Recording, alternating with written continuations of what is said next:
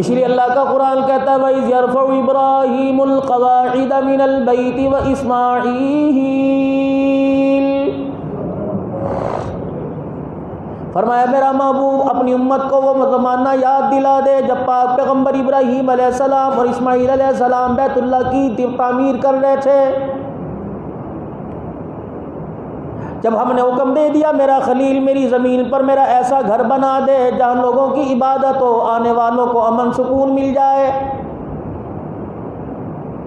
میرے عزیزوں تم دنیا کا 5 مرلے کا مکان بناتے ہو، دنیا کا 10 مرلے کا مکان بناتے ہو، عام مستری کو استعمال نہیں کرتے، لوگوں سے مشورہ کرتے ہو کس ٹھیکیدار کو ٹھیکہ دیا جائے،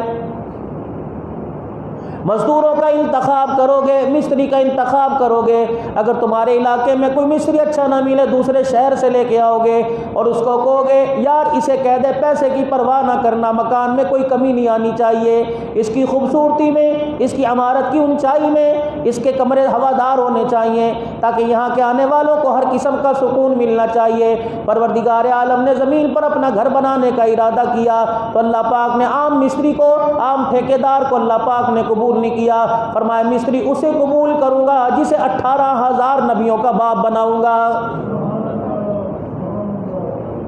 ہے تو ایک مٹی، ہے تو ایک گارا، لیکن اللہ پاک نے اس گارے کو بنانے کے لیے، اس مٹی کی تگاریاں اٹھانے کے لیے بھی پیغمبر کا انتخاب کیا اور ساری دنیا کے انسانوں کو بتا دیا صرف حج کرنے کے لیے پیسے کی ضرورت نہیں پڑتی، یہاں تو مقدر نصیب قبول کروائے جاتے ہیں، یہاں تو ہماری رضا اور ہماری رحمت کا حصہ ضرور ہوتا ہے۔ آنے والوں تم اسے پاکستان کا کوئی شہر سمجھ کے نہ آنا، آنے والوں تم اسے مری کا غار نران سمجھ کر نہ آنا، آنے والوں ذرا سوچ سمجھ کر قدم رکھنا، میں نے یہاں کے اللہ اکبر ہر زمین کے ذرے کو بھی ابراہیم علیہ السلام کی دعاؤں کی برکت سے پاک کر دیا ہے۔ فرمایا میرا پاک پیغمبر میرا گھر بنا دے۔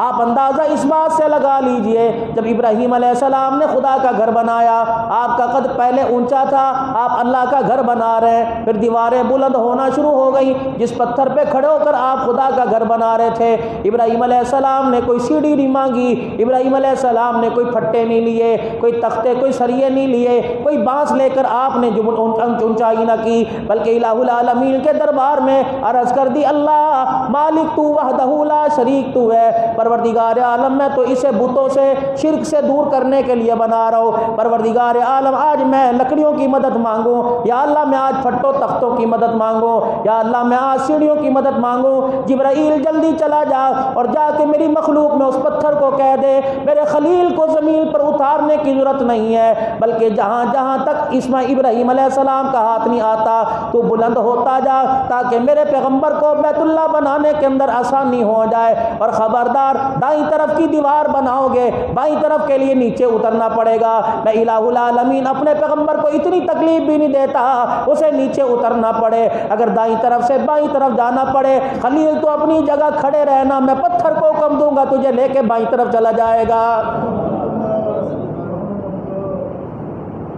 الہ العالمین یہ پتھر کتنا قیمتی ہوگا، یا اللہ یہ پتھر کتنی برکتوں والا ہوگا، فرمایا جہاں آج بیت اللہ موجود ہے وہیں میرے عزیزوں مقام ابراہیم موجود ہے، فرمایا ابراہیم علیہ السلام میں تیرے اس پتھر پر جس پہ تو کھڑا ہے اسے اتنا نایاب کر دوں گا کہ تیرے قدموں کے نشان یہاں لگا دوں گا، دنیا کا ماربل ہوگا، دنیا کا سنگ مرمر ہوگا، طرح طرح کی ایرانی ٹائلیں آئیں گی، امریکن ٹائلیں آئیں گی، لیکن مجھے بڑی عزت کی قسم ہے کوہ طور اپنی جگہ، طور سینہ اپنی جگہ، جبل احد اپنی جگہ، دنیا کے پہاڑ اپنی جگہ، جس پتھر پہ تو کھڑا ہو گیا قیامت کی صبح تک کوئی پتھر اس کا مقابلہ نہیں کر سکے گا۔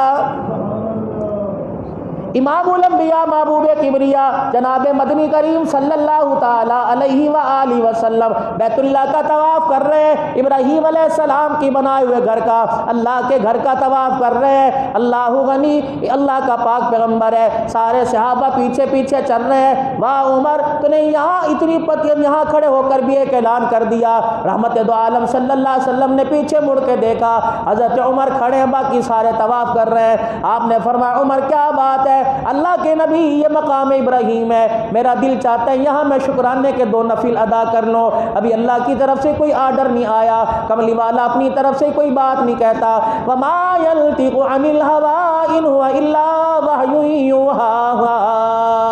پیغمبر خود نہیں بولتا جب تک اللہ کا آرڈر نہ ہو، جب تک اللہ کی طرف سے اجازت نہ ہو۔ پیغمبر کی ہر بات وحی ہوا کرتی ہے۔ رحمت والے نبی خاموش ہے۔ یا اللہ اگر میں یہاں سجدہ کر دوں تیرا حکم ٹوٹ جائے گا، یا اللہ اگر انکار کر دوں تو میرے عمر کا دل ٹوٹ جائے گا۔ پروردگار عالم تیرا قانون بھی باقی رہے، تیری شریعت میں بھی کوئی کمی نہ آئے۔ میرے اللہ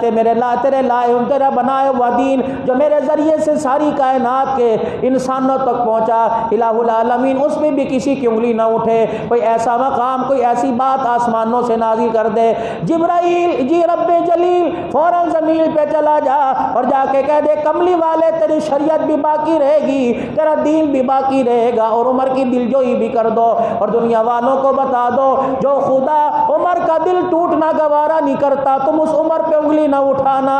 عمر کی غلامی بھی میں نے تمہارے ایمان کا حصہ بنا دیا ہے۔ صحابہ کہتے ہیں حضور علیہ السلام کھڑے ہیں، چہرے پر پسینہ مبارک آ گیا، وہی تھی لو انزلنا هذا القرآن على جبل لرأيته خاشعا متصدعا من خشية الله